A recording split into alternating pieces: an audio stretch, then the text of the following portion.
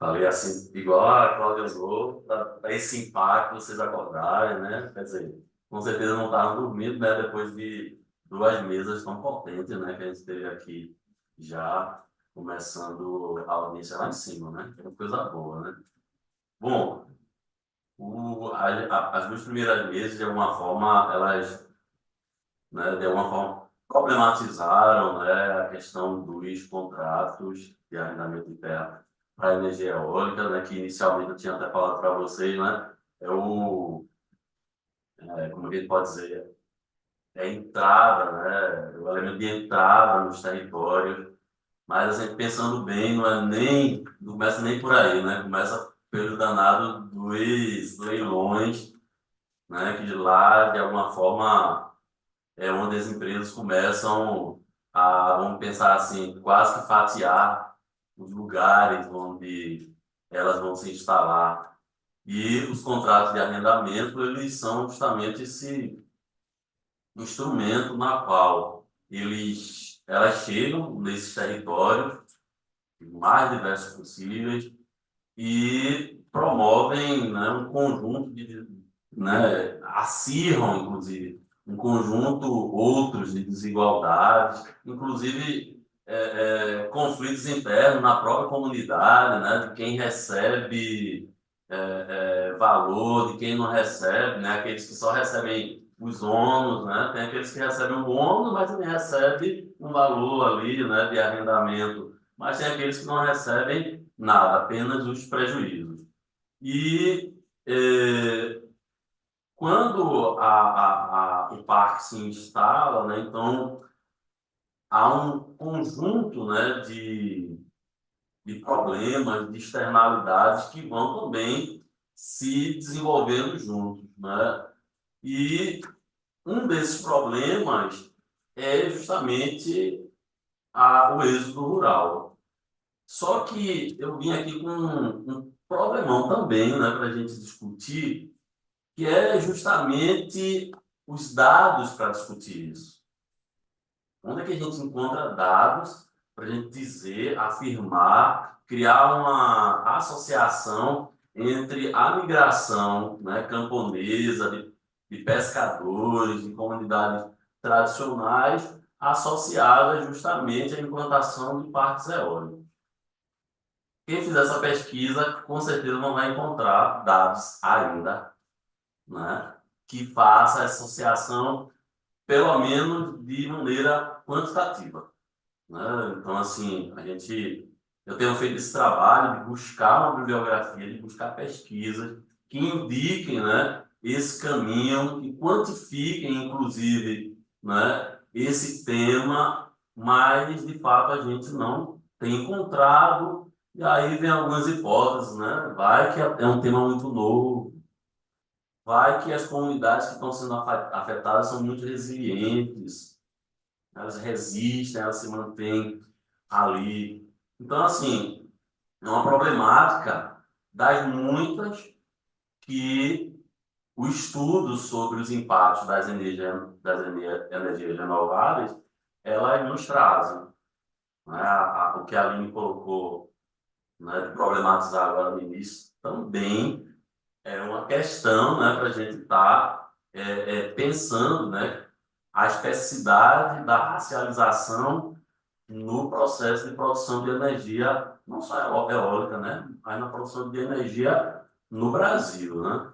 E nesse sentido, essa mesa, né, que vai discutir êxodo rural, trabalho, emprego, previdência dos agricultores, seção rural e as usinas eólicas rurais, eu me atrevi a falar do primeiro ponto, que é o êxodo rural.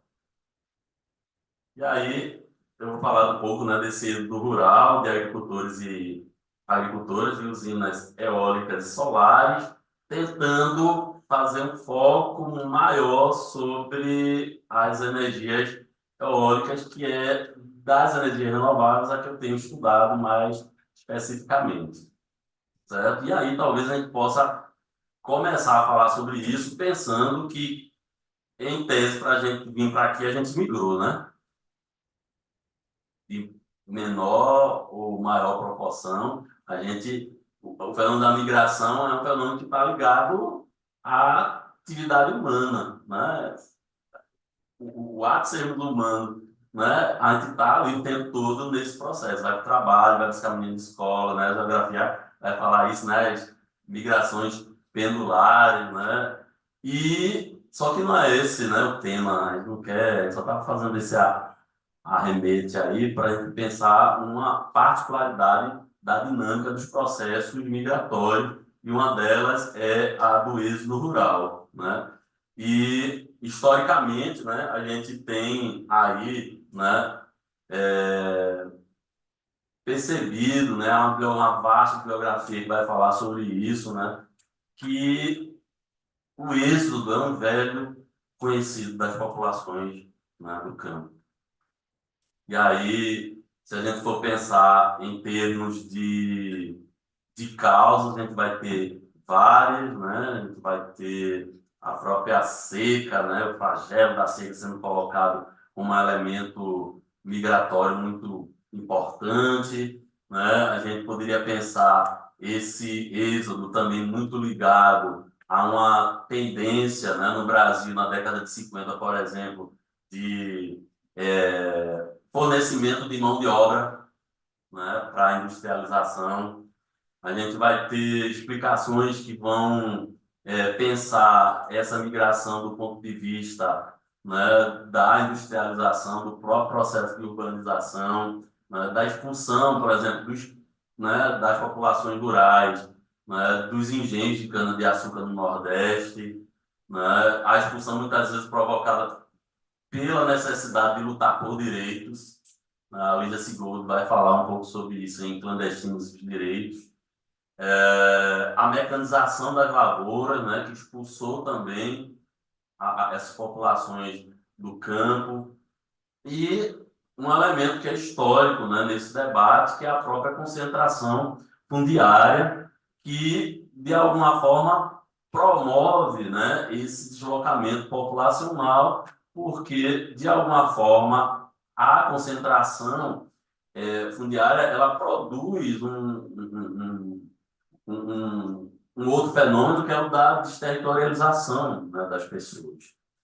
E eu acredito, né, eu tenho defendido muito isso, que a produção de energia eólica no Brasil, né, a gente tem um artigo aí que vai ser publicado esses dias, né, Fernando?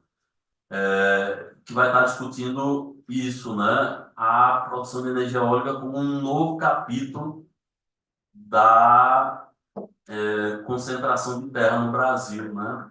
Novo capítulo da questão agrária. Então, assim, a análise desses contratos ele vai trazer justamente à luz um pouco dessa reflexão, né? Porque, por exemplo, é, uma das empresas, né, que mais tem se destacado, sobretudo no Nordeste, na construção de parques eólicos é uma chamada Casa dos Ventos, né? A Mariana Traude trata dela, né?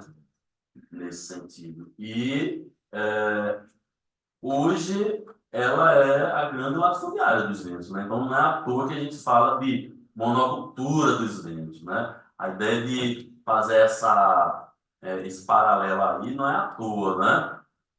Quando a gente pensa em monocultura, a gente está pensando na produção de algo, de uma cultura, né? De uma única espécie.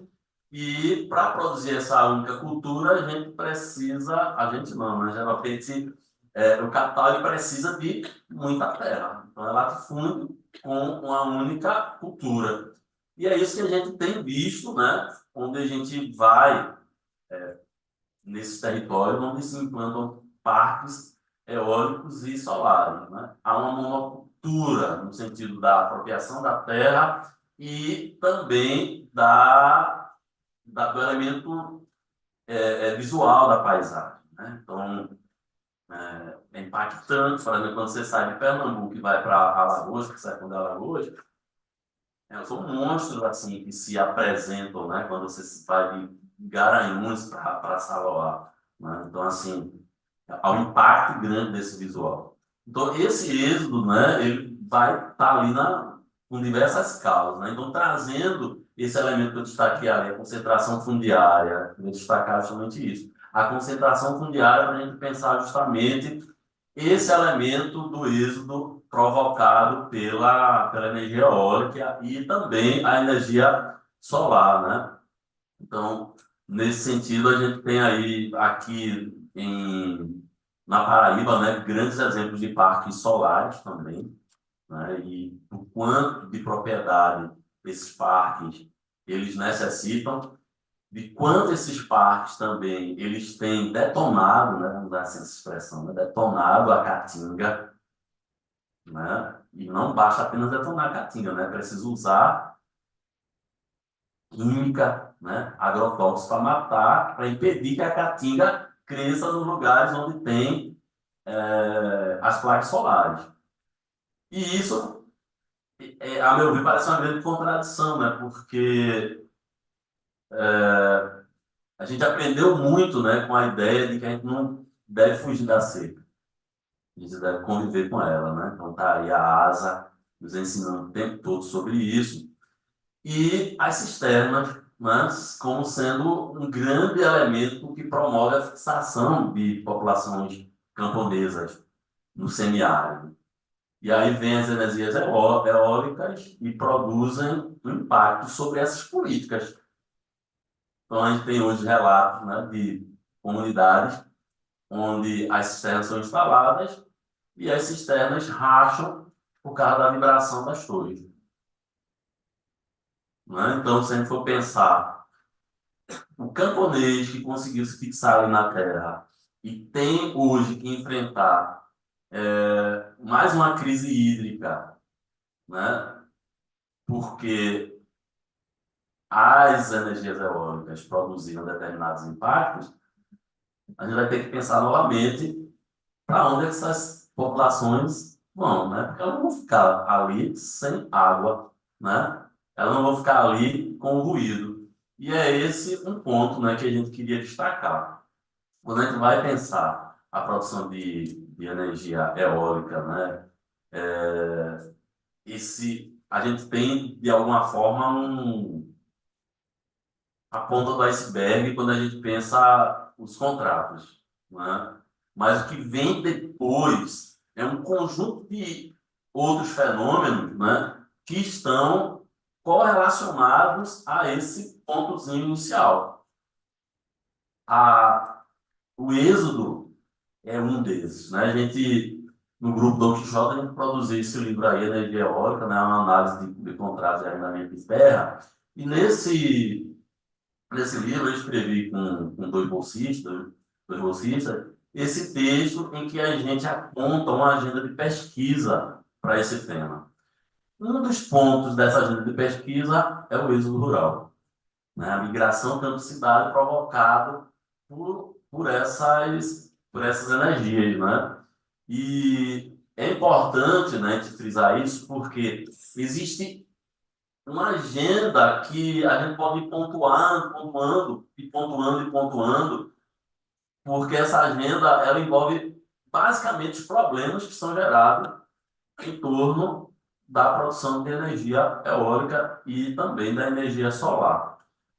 Então, nesse sentido, né, quando estava pensando na apresentação, me veio essa pergunta, né? É possível falar de êxodo rural associado aos impactos da produção de energia eólica e solar, considerando que a gente não tem dados, vamos pensar assim, até estatísticos para pensar esse fenômeno, considerando que talvez ele seja um fenômeno, entre aspas, novo, considerando que ele talvez não exista porque as comunidades são resilientes, estão resistindo a esse impacto.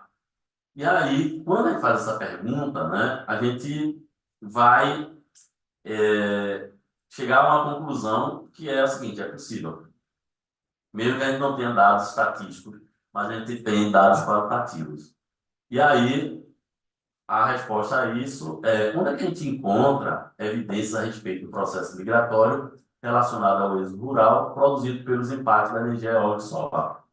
Aí eu fui puxar aí alguns elementos, né, que a gente encontra, né? Há várias reportagens hoje que vão discutir, que vão pelo menos tocar nesse elemento. As pessoas estão querendo sair. né? Tem um documento, tem hoje acho que é uma estratégia importante das comunidades atingidas, que é a produção de vídeo, gente. A produção de documentários. Eu fiz uma pesquisa lá em Pernambuco, né, sobre análises videográficas sobre impactos da produção de energia eólica. E a gente fez isso em 2022. E quando a gente fez isso, é porque toda vez que a gente entrava na internet para buscar alguma informação, um vídeo para discutir energia eólica, o que a gente encontrava era só os vídeos das empresas. Só dizendo que o negócio estava bom demais, que ia gerar emprego, para aqueles vídeos bem bonitos, né? Era muito isso. E de 2022 para cá, a gente tem observado uma crescente de produção de vídeos, sejam amadores, sejam de reportagens, né, das TVs, sejam de organizações, né, como a FETAP, a CPT, né, que têm produzido documentários que são denúncias sobre isso. E estou dizendo isso, pessoal, porque esses documentários são fontes para a gente pensar esse processo de migração. Porque neles está contido depoimento de pessoas, de agricultores, de pescadores, de mulheres. Né? Quando a gente está falando de imigração, um dos primeiros impactos do processo migratório é sobre as mulheres. Não pode esquecer disso. A gente está vendo agora lá no Rio Grande do Sul. É sobre elas. Né?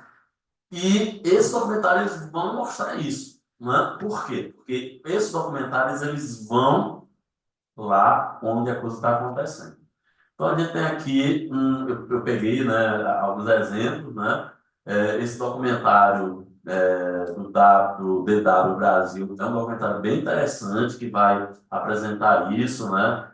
É, a mulher dizendo, eu vou embora, eu não fico aqui porque desde que começaram isso, minha casa, a gente sempre fala do barulho, né?